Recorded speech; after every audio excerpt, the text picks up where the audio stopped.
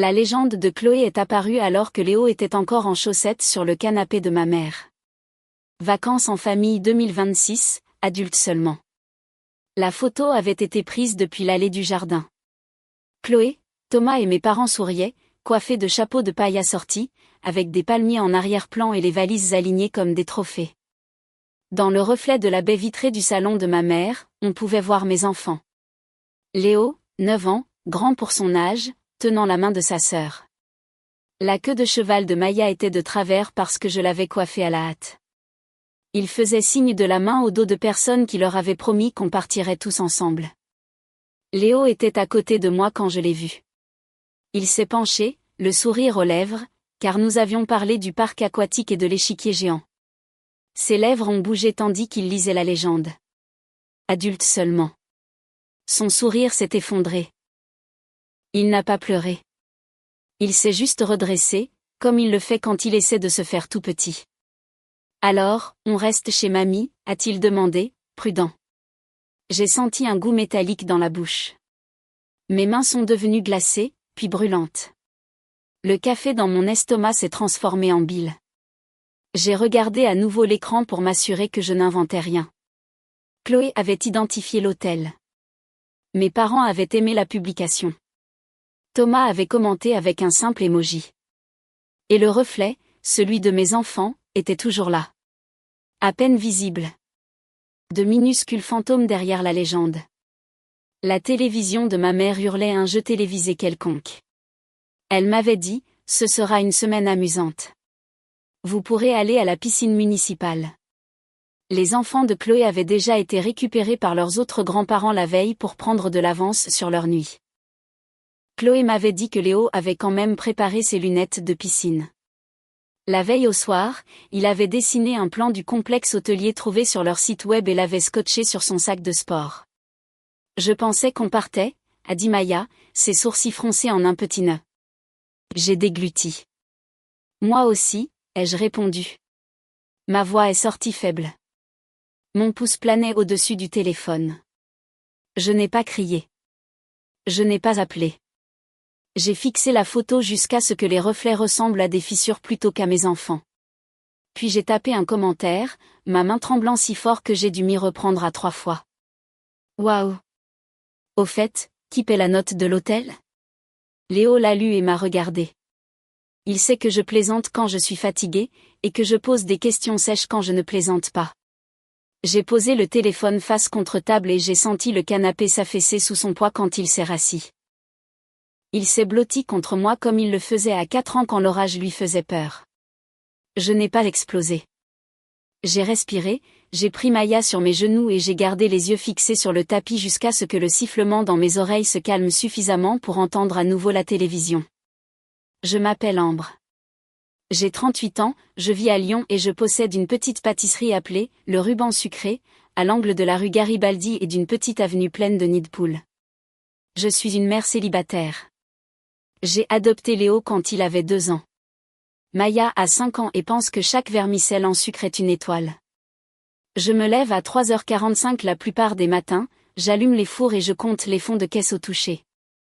Je peux doser une crème au beurre sans y penser, mais j'ai réussi à ignorer tous les signaux d'alarme de ma famille pendant des années.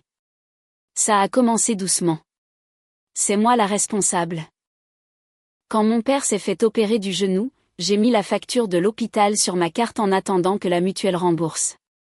Quand la batterie de la voiture de ma mère est tombée en panne, j'ai sorti la carte pro parce qu'on ne pouvait pas laisser Hélène en rade.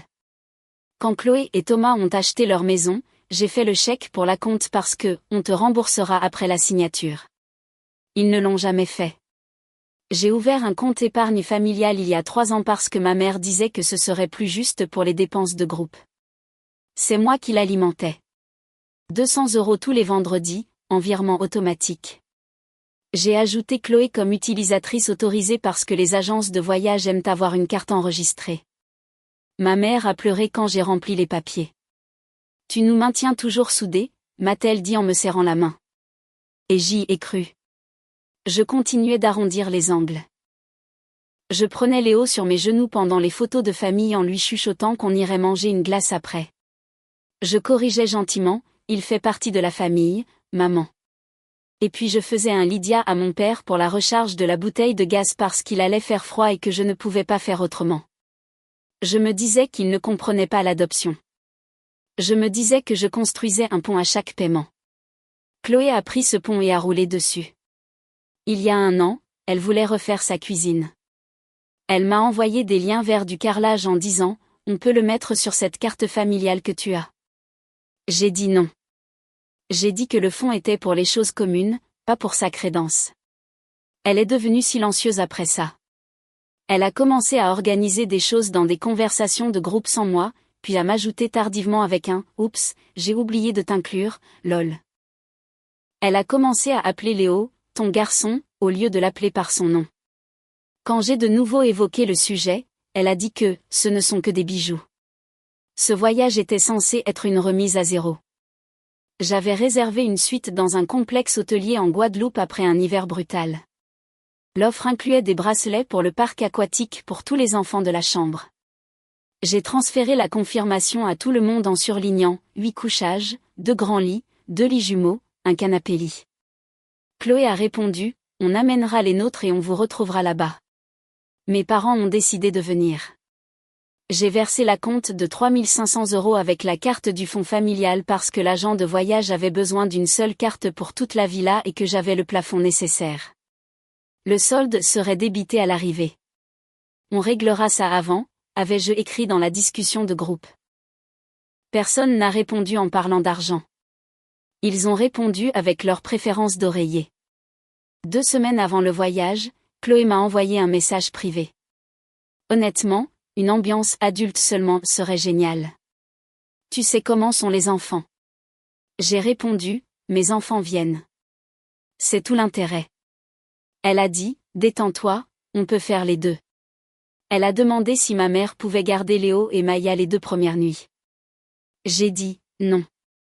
Un jour plus tard, ma mère m'a appelé en disant, ce serait bien d'avoir un peu de temps entre adultes. Les enfants s'amuseront bien ici avec moi. J'étais à la pâtisserie, les mains jusqu'au coude dans la pâte, et j'ai dit que j'y réfléchirais. J'aurais dû savoir. Je n'ai pas clarifié la conversation sur l'argent.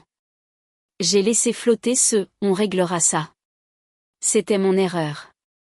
J'ai continué à couvrir leurs arrières parce que c'est ce que je faisais. J'ai ignoré le fait qu'à chaque fois que je demandais un traitement équitable pour Léo, quelqu'un changeait de sujet pour parler d'argent.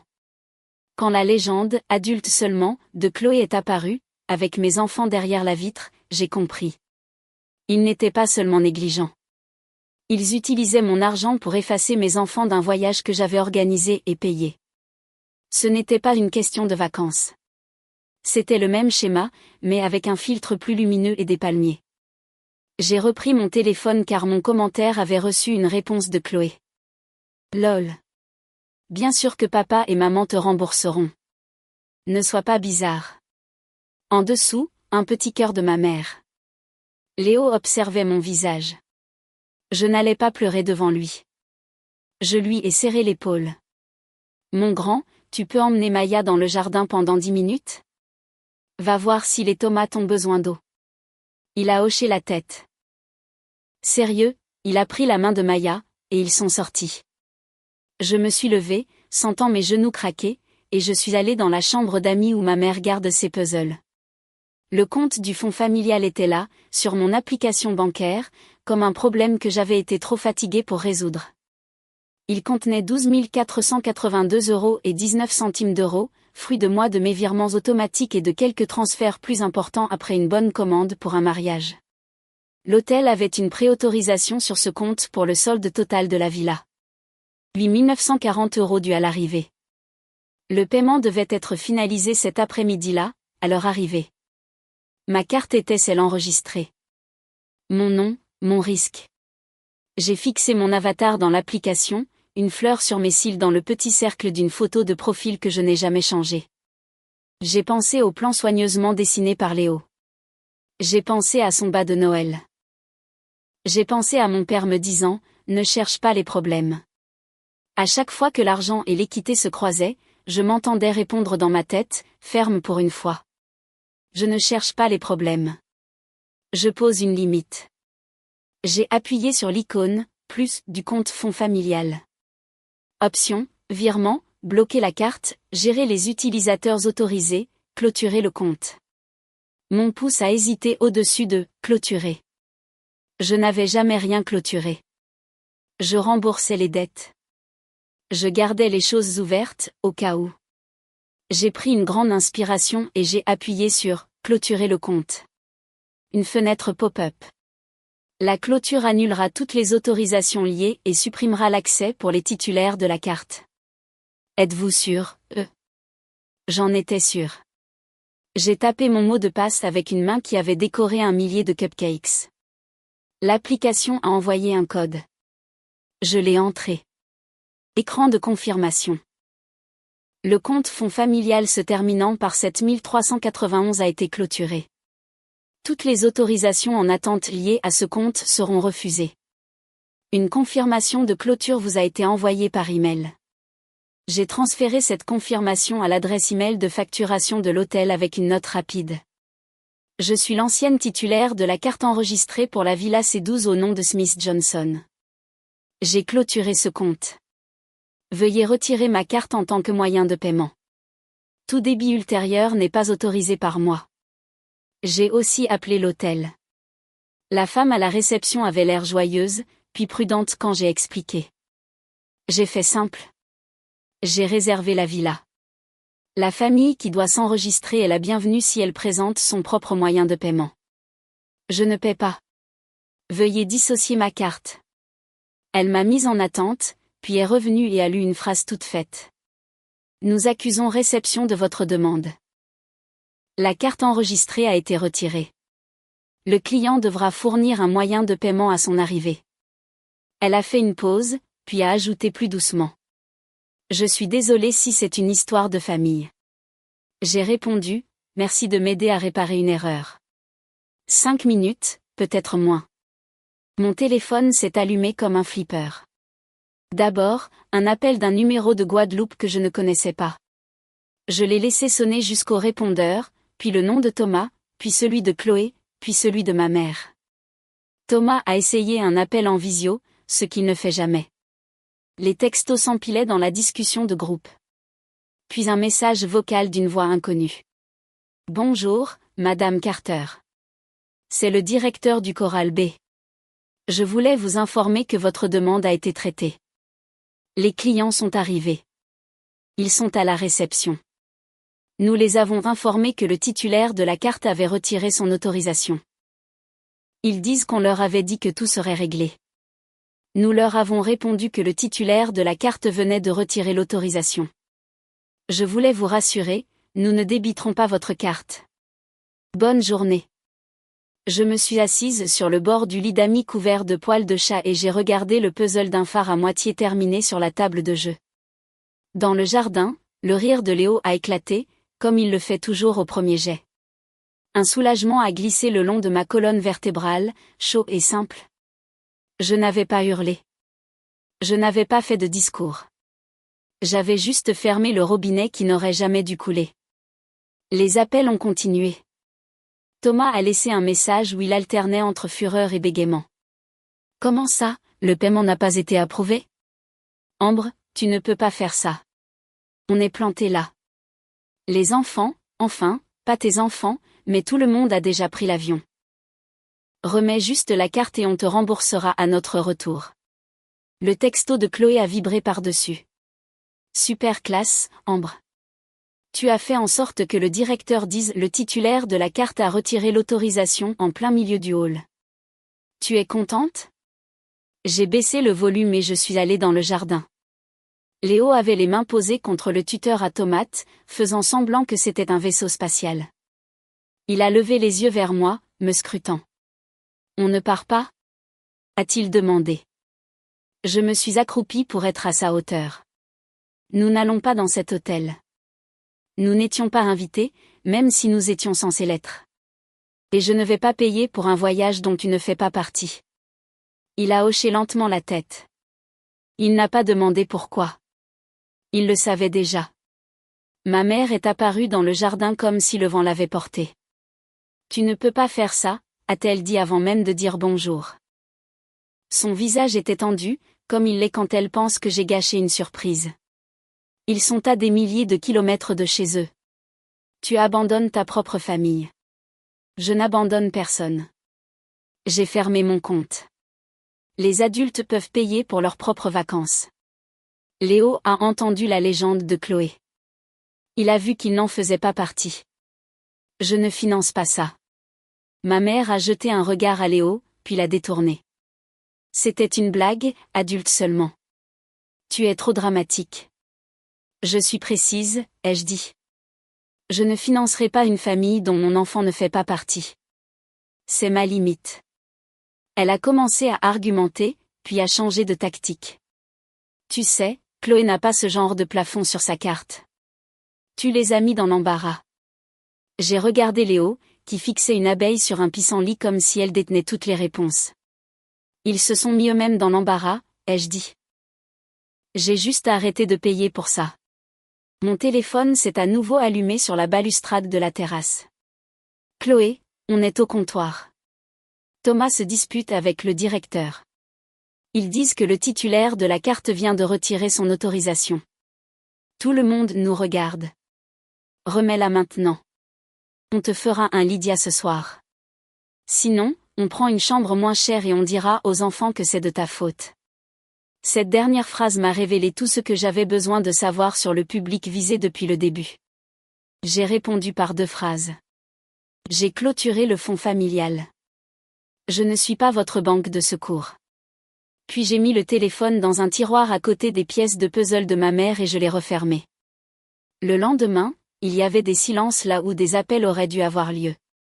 Pas de texto matinal de ma mère sur la météo. Pas de notification de la discussion de groupe sur la crème solaire. À la pâtisserie, Manu m'a regardé quand il a vu mon visage. La famille, a-t-il demandé en glissant un plateau de croissants dans la vitrine. J'ai hoché la tête. J'ai enfin dit non. Il m'a tendu un croissant chaud enveloppé dans du papier sulfurisé. Il était temps, a-t-il dit doucement. Nous n'avons pas eu besoin d'en dire plus. C'était comme une bénédiction. Chloé a fini par envoyer une photo d'elle et de Thomas au bord d'une piscine plus petite, des gobelets en plastique à la main, pas de parents en vue, pas de légende.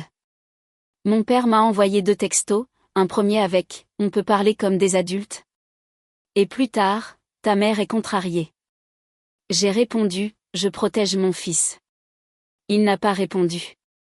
Les après-midi, j'emmenais Léo et Maya à la piscine municipale. Léo s'allongeait sur la plage immergée en faisant semblant d'être à l'hôtel. Maya courait après les petits jets d'eau en poussant des cris stridents. Je m'asseyais sur les gradins et je regardais mes enfants être des enfants dans un endroit qui voulait vraiment d'eux. Ma cousine Tasha est arrivée le mercredi avec ses jumeaux et un sac de gâteaux de chez Carrefour. J'ai vu l'Insta, a-t-elle dit en levant les yeux au ciel. J'ai dit à tante Hélène que je ne cautionnerais pas ce cirque. Elle a serré Léo dans ses bras comme s'il était le sien. Il a rayonné. Ma mère a tenté une dernière fois à leur retour. Elle a apporté une tarte du supermarché et s'est excusée pour le ton de la légende, pas pour son contenu. Chloé ne le pensait pas, a-t-elle dit en coupant la tarte comme si nous allions faire semblant que rien ne s'était passé. Elle pensait que tu ferais ce que tu fais toujours. C'était ça. C'était l'attente silencieuse, l'habitude.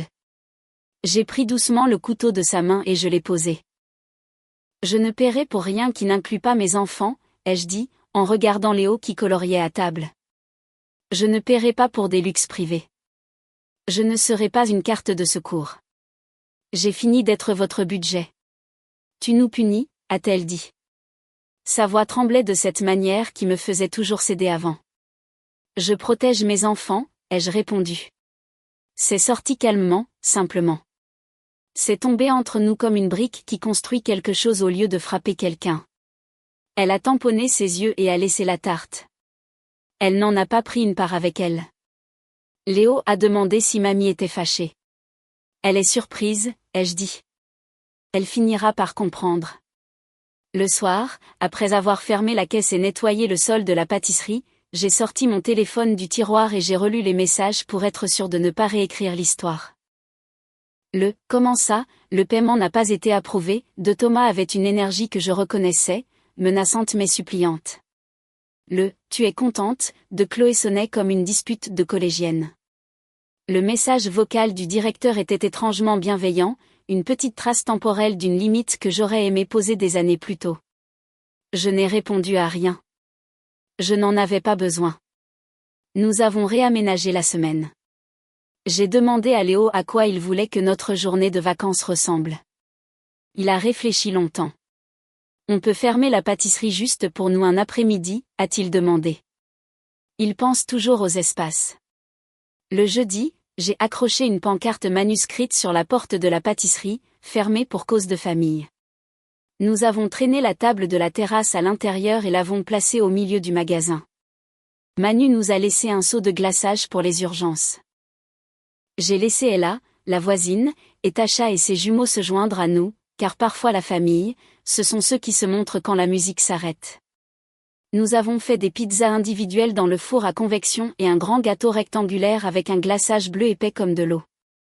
Léo a dessiné des vagues à la poche à douille. Maya a planté des parasols de plage au coin, tirés d'un kit de loisirs créatifs. Nous avons mis 2 chaises vides à table par habitude et comme un message pour moi-même, pas un hôtel à la culpabilité, juste une reconnaissance.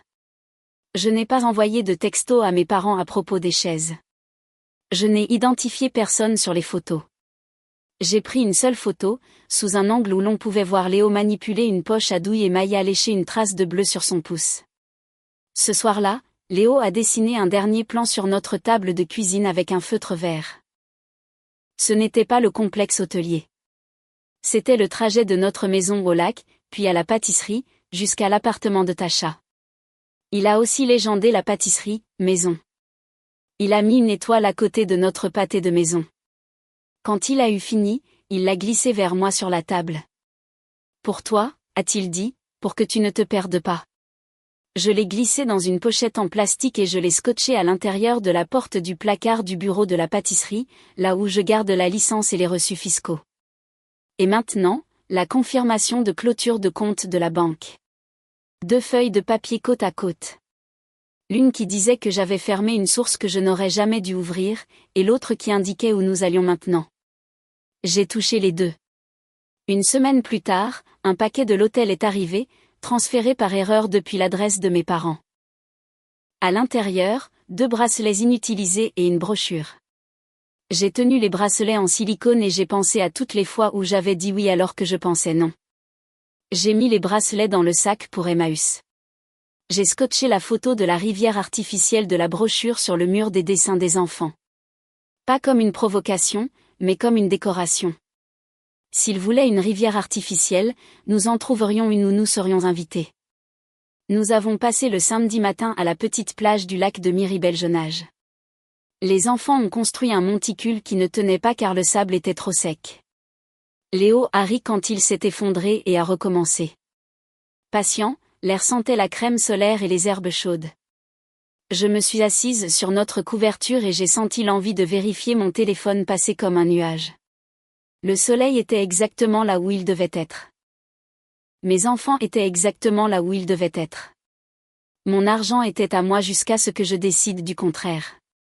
Et cette décision aurait désormais une nouvelle règle. Quand nous avons remballé, Maya a glissé une petite pierre lisse dans ma paume. Pour ton comptoir, a-t-elle dit, pour que tu te souviennes de la plage. Elle avait une légère ligne blanche autour, comme un anneau. Je l'ai posée sur le comptoir de la pâtisserie, à côté du pot à pourboire, là où je pouvais la voir pendant le rush du matin et me souvenir que l'amour ressemble à du glaçage bleu, à des chaussettes d'enfant repêchées entre les coussins du canapé, et au fait de déplacer enfin son pouce sur le bon bouton. Ce soir-là, en éteignant les lumières de la pâtisserie, j'ai jeté un coup d'œil aux 2 chaises vides que nous n'avions toujours pas remises dehors. Je les ai laissées là un peu plus longtemps, non par espoir, mais pour laisser de l'espace. Si ma famille voulait s'y asseoir un jour, avec du respect pour mes enfants, je leur servirais une assiette. Sinon, mes enfants et moi pouvions remplir toute une table sans eux. J'ai verrouillé la porte, j'ai mis mes clés dans ma poche et je suis rentrée chez moi, auprès de mon fils, qui avait appris qu'il n'avait pas besoin de se faire petit pour trouver sa place dans notre monde.